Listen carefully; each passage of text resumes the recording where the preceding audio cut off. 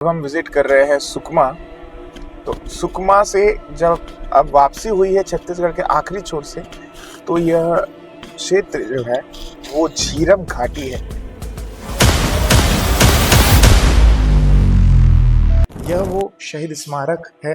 मैं बहुत भावुक महसूस कर रहा हूँ। देखिए, क्या यही श्रद्धांजलि है? ये कितनी बड़ी बात है कि बस्तर टाइगर यही नक्सलवाद के चपेट में, नक्सलवाद से लड़ते लड़ते इन्होंने अपने प्राण त्याग दिए। क्या यही है शहीद महेंद्र कर्मा को असली विदाई? झीरम घाटी हम पहुंचे हैं। झीरम घाटी जहां पे 2013 में कांग्रेस के नेताओं को नक्सलियों ने एम्बुश लगा करके दिया था और वो शहीद हो गए थे। सेम इसी तरह से उन लोग कार में चल रहे होंगे, उन लोग के दिमाग में क्या चल रहा होगा। तो सूरज कहता है कि जैसे कांग्रेस के नेता बैठे थे सामने, वैसे आप भी बैठे हुए हैं, थोड़ा सतर्क रहिए। आप देखिए, पहले तो ये दृश्य देखिए, पूरा जंगल, दुर नक्सली इलाका इसे कहा जाता है और घना जंगल है, पेड़ ही पेड़ है। बस्तर की सुंदर वादियों के बीच में गोलियों की गूंज भी यहाँ पे आज तक उसका सन्नाटा आपको सुनने को मिल सकता है। कांग्रेस के हाई कमान तक जिनकी गूंज उठती थी आवाज, वो आवाज को इसी जगह पे दबाया गया है। वो आवाज को भले ही दबाया गया हो, उनको नक्सलियों ने टारगेट कर उनको शहीद कर दिया, लेकिन आज भी शहीद महेंद्र कर्मा जी सबके दिलों में जिंदा है। इन पहाड़ियों से ही नक्सलियों ने दौरा किया होगा, इन पहाड़ियों पे ही वो नक्सली मौजूद रहे होंगे और सैकड़ों की तादाद में इन पहाड़ियों में देखिए, ये पहाड़ उनको मदद किया होगा कि उनको चलने फिरने में कहीं कोई दिक्कत नहीं हुई होगी और छिपने में कोई दिक्कत नहीं होगी। ये पहाड़ सुबह जुड़ूम वो अभियान था जिसमें आदिवासी ग्रामीणों को नक्सलियों के विरोध में सामने लाया गया था कि नक्सलियों का विरोध अब ग्रामीण ही करेंगे। शहीद महेंद्र कर्मा जी की फोटो को तोड़ दिया जाए और कोई देखने वाला, सूद लेने वाला कोई ना हो, बिल्कुल नहीं। यही बताता है किस तरह से छत्तीसगढ़ की राजनीति गिर चुकी है, खत्म हो चुकी है। कहाँ है बीजेपी के नेता, बीजेपी की सरकार?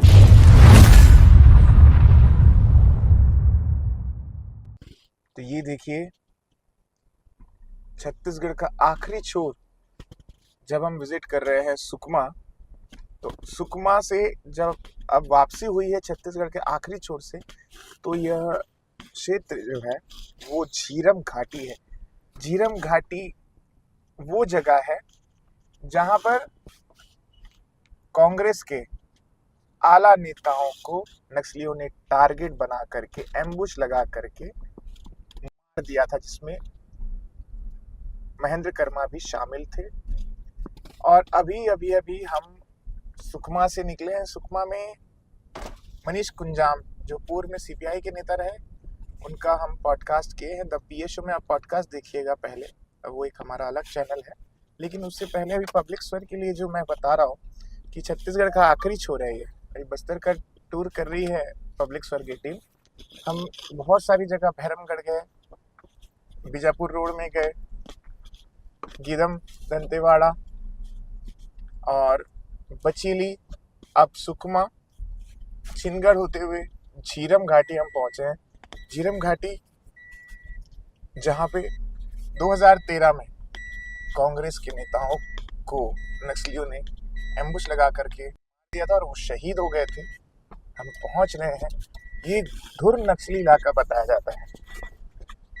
आप सड़क को भी देखिए, कहीं ना कहीं सड़क भी नक्सलवाद होने के कारण सड़क का भी पुनर्निर्माण अभी तक के नहीं कराया गया है। सड़क भी पूरी तरह से ध्वस्त हो चुकी है। कई जगह इस रोड में कैंप भी देखे जा सकते हैं, जो पुलिस, अलग अलग जो पैरामिलिट्री फोर्स है, उनकी कैंप लगी हुई है। देखिए, यही वो जगह थी जब कांग्रेस के नेता, जैसे अभी हम गाड़ी में चल रहे हैं, कार में चल रहे हैं, वैसे ही उनका काफिला चल रहा था और यहीं पे कुछ दूरी में एम्बुश लगा करके इस घाटी में एक विस्फोट किया गया और पीछे से जो एक ट्रक चल रही थी वो इसकी चपेट में आई और एक जो विस्फोट है वो इनके काफिले की पहली गाड़ी के सामने किया गया। दोनों जगह से ब्लॉक करके कांग्रेस के नेताओं को टारगेट किया गया और जब गाड़ियां एक के बाद रुक गई, जिसमें नंद कुमार पटेल, महेंद्र कर्मा और साथ ही साथ दिनेश पटेल और योगेंद्र शर्मा सहित कई ऐसे कांग्रेस के आला नेता इसकी चपेट में आए। काफी देर आप देखिए, पहले तो ये दृश्य देखिए, पूरा जंगल, धुर नक्सली इलाका इसे कहा जाता है और घना जंगल है, पेड़ ही पेड़ है। बस्तर की सुंदर वादियों के बीच में गोलियों की गूंज भी यहाँ पे आज तक उसका सन्नाटा आपको सुनने को मिल सकता है। गाड़ी का हम विंडो खोलते हैं कार का, ऐसे ही काफिला चल रहा था। नक्सली वेट कर रहे थे, इंतजार कर रहे थे कि कब जो कांग्रेस की टीम है, जो कांग्रेस परिवर्तन यात्रा में उस वक्त निकली हुई थी, 2013 में ही चुनाव थे, और जब वो निकली कांग्रेस की टीम परिवर्तन यात्रा में, तो सुकमा में उन्होंने सभा की और उसके बाद सुकमा से वे जगदलपुर होते हुए सभी वापस निकल रहे थे। उसी दौरान उनको शिकार किया गया। तो बस इसी तरह एक के पीछे एक कई गाड़ियां, क्योंकि कांग्रेस के शीर्ष नेतृत्व उसमें शामिल थे। उस समय के पीसीसी अध्यक्ष थे नंद कुमार पटेल, और बस्तर टाइगर जो कि कांग्रेस के कद्दावर नेता थे, जिनकी गूंज न सिर्फ बस्तर में बल्कि पूरे छत्तीसगढ़ में और देश में कांग्रेस के हाई कमान तक जिनकी गूंज उठती थी, आवाज, वो आवाज को इसी जगह पे दबाया गया है। वो आवाज को भले ही दबाया गया हो, उनको नक्सलियों ने टारगेट कर उनको शहीद कर दिया, लेकिन आज भी शहीद महेंद्र कर्मा जी सबके दिलों में जिंदा है। ये देख, अभी करीबन हम ले जा रहे हैं, आपको वो घना इलाका दिखा रहे हैं, किस तरह से वो चपेट में आएंगे। क्या उनके मन में चल रहा होगा ये सोचो आप। मतलब जब हम गाड़ी में बैठे थे और हमारी टीम से चर्चा हो रही थी कि बगल में बैठे हैं हमारे टंडन जी, और पीछे से जो हमारा सूरज है वो कहता है कि टंडन जी, जब मैं कह रहा था कि सेम इसी तरह से उन लोग कार में चल रहे होंगे, उन लोग के दिमाग में क्या चल रहा होगा, तो सूरज कहता है कि जैसे कांग्रेस के नेता बैठे थे सामने, वैसे आप भी बैठे हुए हैं, थोड़ा सतर्क रहिएगा। तो ये आज भी, मतलब क्योंकि सूरज हमारा बाहर का बंदा है तो उसे काफी डर लग रहा है, तो वो बोल रहा है कि थोड़ा देख समझ करके चलते हैं। लेकिन हालांकि अभी नक्सलवाद खात्मे की ओर है, और सोचिए क्या लग रहा होगा जब वो इसी सड़क पे चल रहे होंगे। ऐसे ही कुछ सड़क उस समय भी रही होगी, कोई अच्छी स्थिति अभी है नहीं। और कहते हैं महेंद्र कर्मा जी गाना सुनते सुनते जा रहे थे। इस तरह वो काफिले के बीच में अपने मलकीत सिंह गैदू के साथ में थे, तो वो गाना सुनते हुए जा रहे थे, और सडनली एक चीज और सामने आई थी कि उन्होंने कहा था सभी गाड़ियों को 100-100 मीटर के दूरी में रहने को लेकर के उन्होंने बात की थी कि सब गाड़ियों को 100-100 मीटर की दूरी में रखा जाए, लेकिन वो भी किसी कारणवश हो ना सका, और कांग्रेस का शीर्ष नेतृत्व जो छत्तीसगढ़ में था वो एक साथ इनके एम्बुश में फंस गया, और सुकमा में कांग्रेस का शीर्ष नेतृत्व 2013 में पूरी तरह साफ हो गया, और महेंद्र कर्मा को बहुत ही ब्रूटल तरीके से इन्होंने मारा था। ये भी बताया गया कि महेंद्र कर्मा जब वहां पर उनके लिए, जब उनके जवान जो उनके साथ में सिक्योरिटी के तौर पे रहते थे, Z+ सिक्योरिटी उन्हें थी, तो जितने भी जवान उनकी टीम में शामिल थे वो पूरे जवानों को नहीं लेकर के गए थे, क्योंकि बाकी लोगों को Z+ सिक्योरिटी नहीं थी, तो उन्होंने भी नहीं लेकर के गए। और उस समय अजीत जोगी वो भी आए हुए थे सभा में, लेकिन उनकी तबीयत खराब हुई और वो हवाई यात्रा करते हुए हेलीकॉप्टर के माध्यम से वापस चले गए। देखिए, ये जो घना जंगल दिखाने का कारण ये है कि शायद झीरम घाटी आने वाली है, और शायद नक्सली, और कैमरामैन इससे चाहूंगा इस तरफ दिखाए, शायद इस जंगल में उन्होंने इशारा किया हो कि एम्बुश पर पहुंचने वाली है कांग्रेस की पूरी टीम, और दोनों तरफ से इशारा किया गया हो, और एम्बुश इस तरह ही लगाया गया हो कि जंगल से कांग्रेस के नेताओं पर पूरी नजर रखी गई थी, उनकी कारों, उनके काफिलों पर पूरी नजर रखी गई थी कि वो कहां कहां पहुंच चुके हैं। ये कहीं ना कहीं उनकी सुरक्षा में तो बहुत बड़ी चूक थी, पूरे नेता मौजूद थे, लेकिन उसके बावजूद जो रणनीति रची गई होगी नक्सलियों के द्वारा, हालांकि इस पे अभी तक की पुष्टि नहीं हो पाई है कि इसके पीछे मास्टरमाइंड कौन था। पुलिस कहती है हिडमा मास्टरमाइंड था जो कि मारा गया, और एनआईए की जांच में ऐसा कुछ अभी तक आया नहीं है।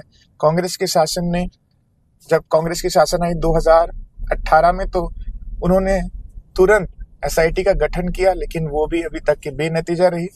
तो ये जो पहाड़ी जगह है जहाँ पे नक्सली पहुंचे हुए थे, बताया जाता है बाहर के नक्सली थे, क्योंकि उन्होंने पूछा कि महेंद्र कर्मा कौन है।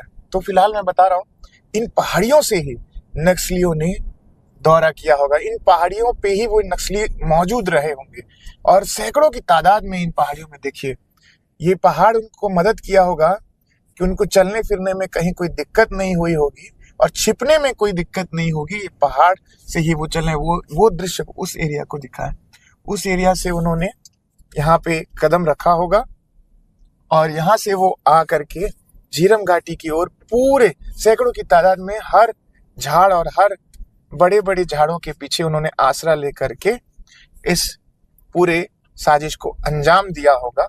इस तरफ घाटी है, तो जैसे ही यहाँ पर जब उनकी गाड़ी पहुंची होगी महेंद्र कर्मा जी की और बाकी नेताओं की, तो उनको इशारा कर दिया गया होगा, जैसे कि हमने देखा है टेंगो चार्ली मूवी थी, जब नक्सलियों को टारगेट करना होता था तो एक इशारा करते थे पक्षी का। तो बस उसी तरह से कुछ ऐसा इशारा हुआ होगा, 2013 की घटना है। तो अभी बताया जा रहा था कि हिडमा मास्टरमाइंड नहीं था, एनआईए की जांच अभी कुछ नहीं है, और एसआईटी गठन में भी कुछ नहीं निकला।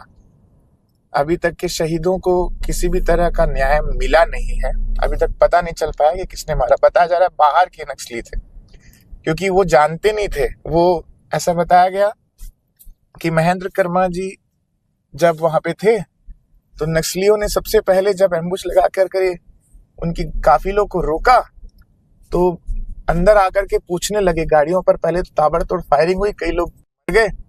तब उन्होंने पूछा गाड़ियों में जा जाके कि महेंद्र कर्मा कौन है, महेंद्र कर्मा कौन है, महेंद्र कर्मा कौन है। जब उन्होंने पूछा तो लोगों को ये तो पता चल गया कि ये जरूर यहाँ के नक्सली नहीं थे।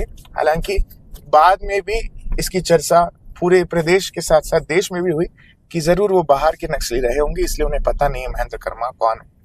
और उसके बाद महेंद्र कर्मा को बचाने के लिए उनके जवानों ने काफी मशक्कत की, लेकिन आखिरकार जब महेंद्र कर्मा ने देखा कि जवान बेवजह मारे जा रहे थे, तो उन्होंने नक्सलियों के सामने ये कहा कि मैं हूं महेंद्र कर्मा। जवानों को उन्होंने पीछे किया और शेर की तरह, क्योंकि वो बस्तर टाइगर भी कहलाए जाते थे, तो उसी अंदाज में निडर होकर के, अपने जान से निडर, अपनी जान जाने से उनको कोई डर नहीं था, निडर होकर के वे नक्सलियों के सामने चले गए और कहा सबको छोड़ दो और मैं हूं महेंद्र कर्मा, मारना है तो मुझे मार दो। उसी अंदाज में, शेर के अंदाज में उस समय के महेंद्र कर्मा यहीं पर इसी झीरम घाटी में अपना प्राण न्यौछावर जवानों के लिए और कांग्रेस के लिए और प्रदेश के लिए उन्होंने अपना प्राण न्यौछावर कर दिया। करीबन 84 बार उनके शरीर पर चाकू की नोक से गोदा गया, कई गोलियां उनको मारी गई और उनके शरीर पर नक्सलियों ने चढ़ के डांस भी किया और जश्न मनाया कि आखिरकार नक्सलियों ने महेंद्र कर्मा को घाट उतार दिया। इसलिए कि महेंद्र कर्मा जो है वो सलवा जुड़ुम के जनक थे। सलवा जुड़ुम वो अभियान था जिसमें आदिवासी ग्रामीणों को नक्सलियों के विरोध में सामने लाया गया था कि नक्सलियों का विरोध अब ग्रामीण ही करेंगे, तब नक्सलियों का खात्मा हो पाएगा। इसलिए नक्सलियों के टारगेट पे काफी समय से महेंद्र कर्मा थे।